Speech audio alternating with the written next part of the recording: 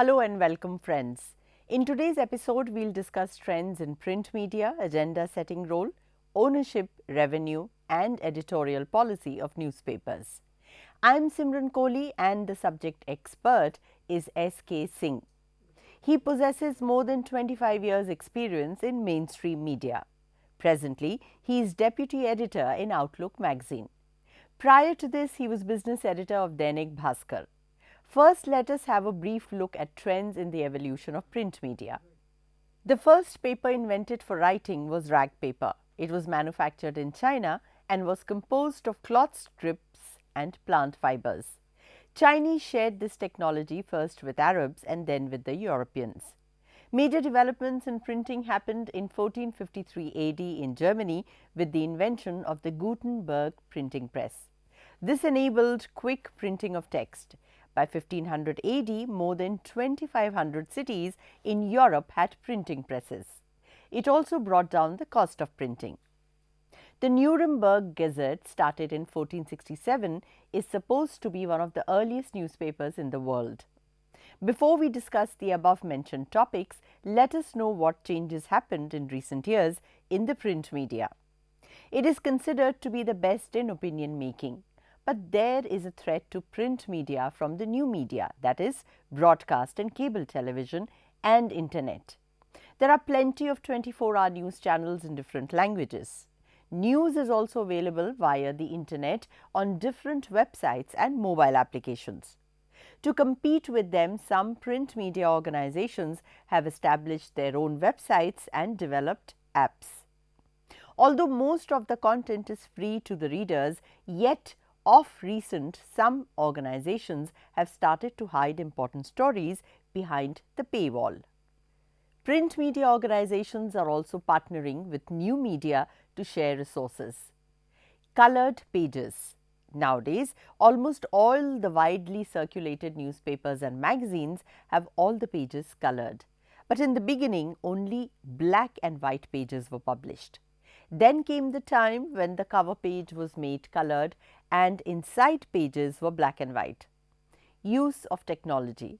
With the advent of technology, use of infographics and charts has increased. Infographics mainly consist of data and facts. These help readers to easily understand the matter. Use of infographics and charts has become common on the front, business and sports pages. Some organizations use it on the edit page as well. Magazines. So far as magazines are concerned, use of artwork is increasing in design and layout. Earlier, fonts and column size were common throughout the magazine, but now with the help of technology, different fonts and different column sizes are used to make the layout feel better. Advertising. Changing trends in advertising has also become obvious.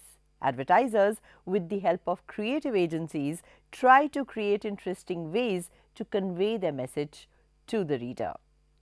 For example, in the Delhi edition of the Times of India dated 21st October, the letter I was missing on the cover page. Such experiments force readers to reach up to the advertisement. Now let us come to the core points. Agenda setting. Recently, you must have seen the coverage of news regarding the death of actor Sushant Singh Rajput in different newspapers and news channels. Most of the reports were being presented in such a way as if it was a case of murder. Although medical reports later confirmed that it was a suicide, but the damage was already done. Initial reports almost made readers and viewers believe the way the media organizations wanted. This is a bright example of agenda setting in the media. Such is the influence of the media, and it can be used either way. Yes, theoretically, the role of agenda setting in journalism is the creation of public awareness and concern of salient issues by the news media. Mass media should honestly show the audience what it considers an important issue. The way a news is covered and hierarchy in its placement makes a lot of difference. If a news is placed on the top of the page with bold headlines, lead or second lead, the reader will consider it important. Also, the reader will consider a topic significant if it is covered frequently. Hathras rape case is a good example of it. The priority in news placement is set by the editorial staff according to how people think and how much influence it will have among the readers. Since newspapers have great influence over the readers, manipulation in the above mentioned role has become quite frequent. Hammering or hiding of facts has also become part of agenda setting. Agenda setting can be done mainly at two levels. First, the newspaper focuses on how people should think about an issue and the news story is presented accordingly. It can even implant thoughts in people's minds. Second, researchers study the media uses and influence that it creates among the readers. Then its implications are used in agenda setting. Agenda setting is also used in political advertisements, campaigns, business news, and public relations (PR) activities. Here, the role of editors become important who decide which reports should reach to the readers and in which fashion. There are two terms used in selection and presentation of news: priming and framing. Priority in placing and frequency is called priming. Framing is the way in which a news story is given shape so that people view it in a desired way. Media ownership. Gone are the days when journalism was considered a mission. Now, the only purpose of owning a journalistic media is to extract financial and political benefits from it. Such ownership can have an impact on the contents and practices of journalism. There are very few organizations who work with benevolence. Ownership of news media might be of many forms. It can be state ownership, family ownership, party ownership, trust ownership, public or corporate ownership. Who can own? As per Indian laws, a newspaper can be owned by any legal entity, individual, partnership firm, limited company, society or trust. Of course, there are restrictions on legal grounds such as insolvency and anti-national activities. Foreign entities are allowed to own 26% holding in a newspaper organization. Probably no country in the world allows more than 50% foreign ownership in a media organization. In India and abroad, in recent years, there has been a trend among business conglomerates to take ownership over the media organizations. Some of them have taken majority and some minority holding in media organizations. The richest person on earth, Jeff Bezos, in 2013 bought out the Washington Post. Similarly, in India, Mukesh Ambani of Reliance Industries has taken holdings in several media organizations. Conglomerate ownership means a company which owns a media organization has ownership in other businesses as well. A conglomerate can appoint the same director in a media organization as well as another organization. Their only motto is to make profit. They may pressurize newsmen in coverage so that it favors their interest. Corporate ownership. This has resulted in some distractions, like news coverage in the interest of the parent company or not covering the information that could hurt the parent company. In other words, they control the information flow. Why conglomerates? The reason behind conglomerates owning a newspaper organization is that newspapers are credited the most in influencing readers. Such ownership has raised ethical issues because the media is supposed to bring truth to its readers. News and journalism are largely considered to be for public good. Such ownership affects the media diversity, public opinion formation, and journalistic autonomy and professional culture. There is also another kind of trend being seen in the newspaper market. This market is becoming oligopolistic in nature. For example, the 75% market of Delhi is dominated by the Times of India, Hindustan Times, and the Economic Times. There is also a term used, cross-media ownership, which means one company has ownership in several organizations. Organizations like the Times of India, Essel Group, owner of Zee Media, have influence over more than one media platform. Cross-media ownership exists in other countries also, but countries like the US and UK have formulated laws to limit it. Australia and Canada have restricted entry of media entity into more than two media segments. If an organization having ownership over media has also ownership of related business, that is called vertical integration. If a conglomerate has ownership over vertical integration, then it might be unethical for news business. Unfortunately, this trend is changing. Most of the media organizations are going for vertical integration to maximize their profit. Political ownership.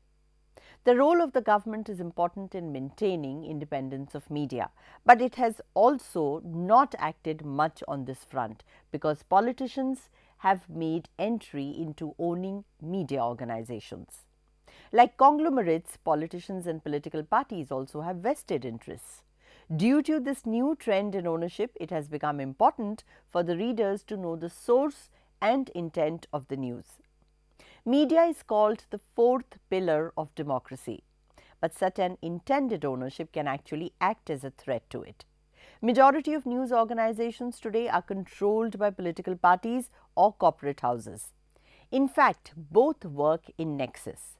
Corporates provide funds to party, and in return, party when comes to power makes rules in favor of corporates. Such kind of media ownership is dangerous to the existence of media organizations because once the fate of readers is shaken, nothing can save it. Telecom Regulatory Authority of India (TRAI) has recommended that political parties, religious organizations, government institutions and other publicly funded institutions should not be allowed to own media groups. There is also a concern about political parties and persons with political affiliations controlling the media. For example, in Tamil Nadu, Sun TV and Jaya TV are owned by rival political parties. These kinds of ownerships are dangerous because such organizations can rarely be unbiased in reporting. Revenue of newspapers. Knowing the production cost of newspaper will probably help us in understanding the revenue maths. Newspaper publishing is probably the only industry where economy of scale does not work. In other industries, as the number of units produced increases, cost of production goes down. But production and cost are directly proportional in newspaper publishing. The reason behind is that newsprint, the paper on which it is printed, accounts for 55 to 65% of the total cost of producing a newspaper. India consumes some 2.6 million ton newsprint every year, and almost half of it is imported. Indian manufacturers produce inferior quality newsprint made from recycled materials. These are meant for low-speed printing presses consumed primarily by regional newspapers, that too for inside pages. They use imported paper for front pages. Newspapers published from big cities use imported paper for almost all the pages. Newspapers with large circulation use high-speed machines for printing. An inferior quality newsprint is torn if used on these machines.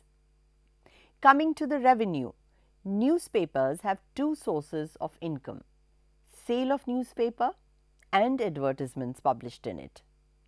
Selling price of a newspaper is nowhere near its cost of production.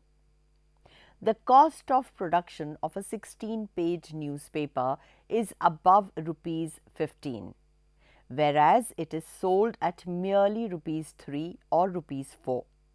Thus, with increase in the number of copies, cost of production also increases.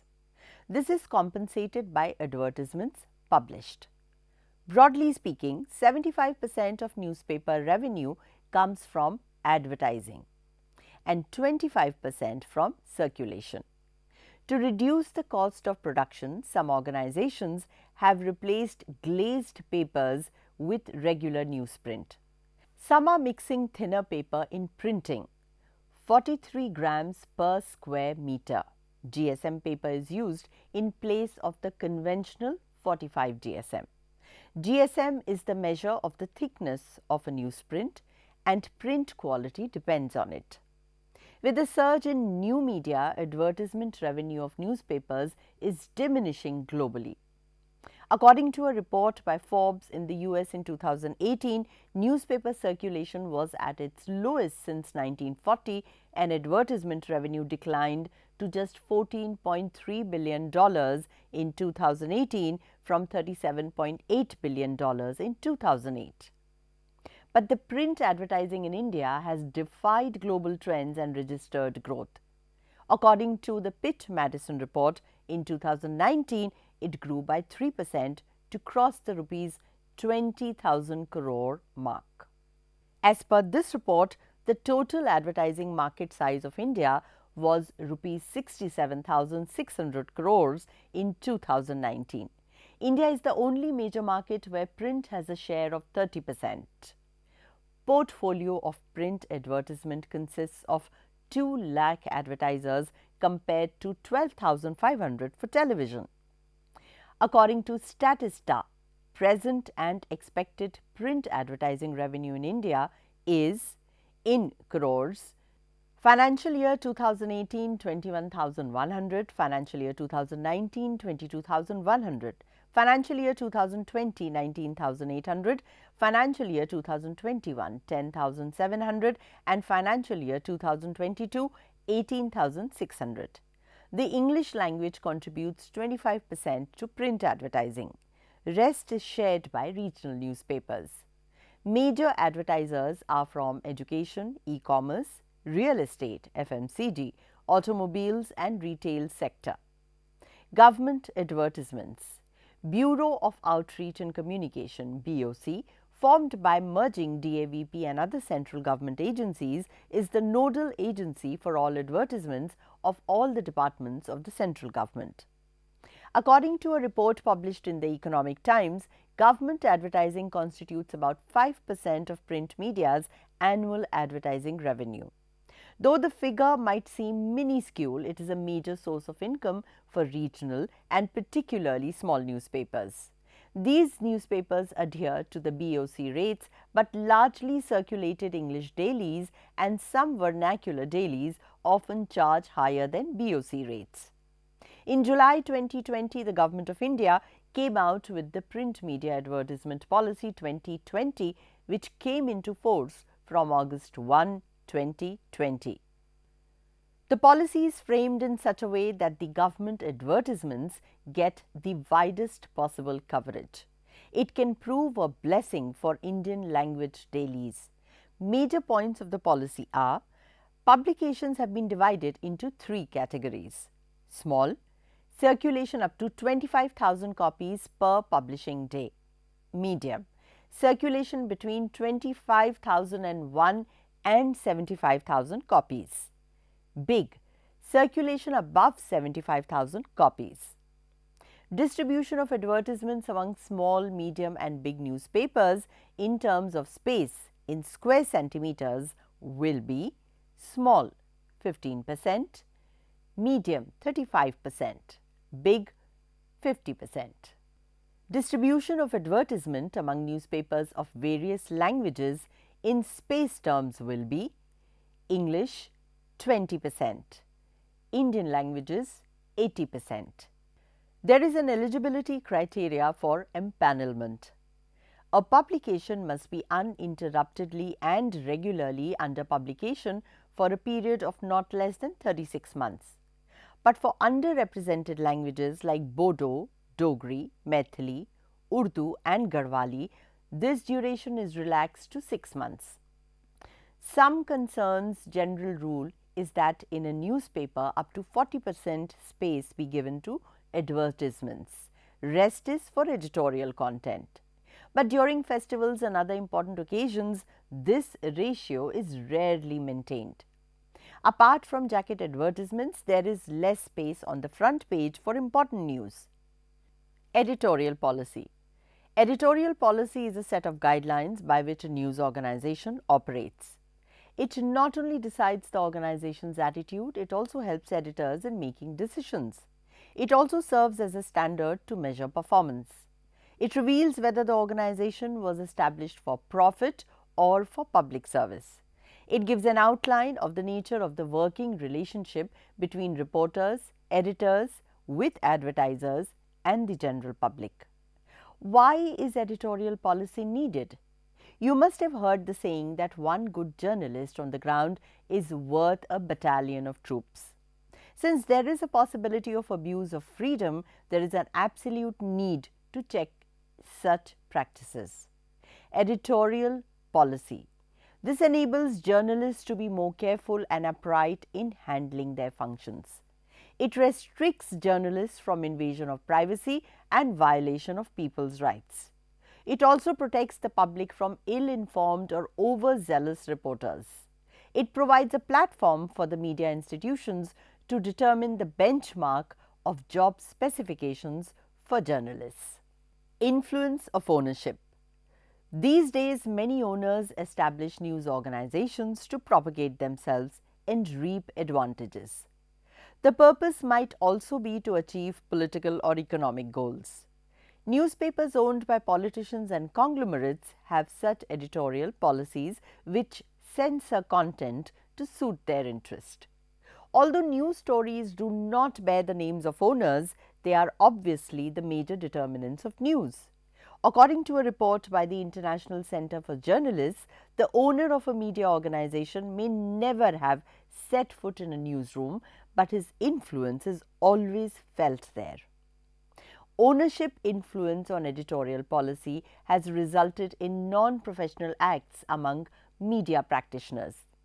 These include conflict of interest, manipulation of news, analysis and comment to suit the owner's interest, paid news, bribe taking, etc. Monitoring of editorial policy. For media organizations, monitoring of editorial policy is very challenging. It is very difficult to always have an eye on journalists working in the field. Sometimes editors themselves allow journalists to indulge in unethical behavior such as accepting sponsored travel.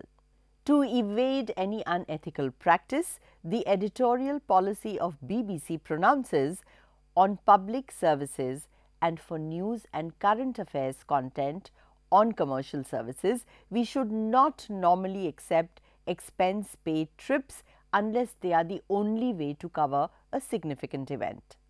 Any proposals to accept an expense-paid trip must meet the BBC's anti-bribery policy. New challenges. Nowadays, television is the most widely used news platform. Also, particularly younger people get most of the news on their mobile device. As time spent on new media is increasing, the same is decreasing for newspapers.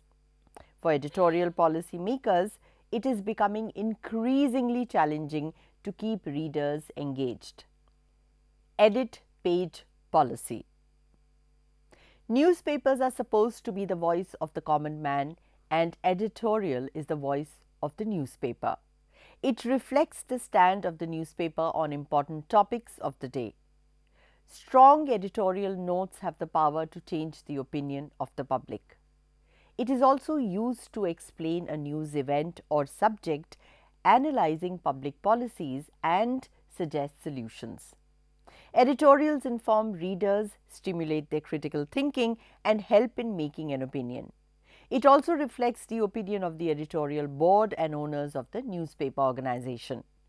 Reputation of a newspaper depends largely on the editorial notes, hence topics are decided and written carefully. As a general rule, the topics selected must have news value. Conclusion. So, in today's episode, we learnt about the changes occurring in newspaper business. Though readers regard newspapers more than other media, practically there are very few publications which keep themselves up to the mark. So, it is up to the journalists to keep the baton running. That's all in today's episode. We will soon come back to you with another interesting topic. Till then, goodbye.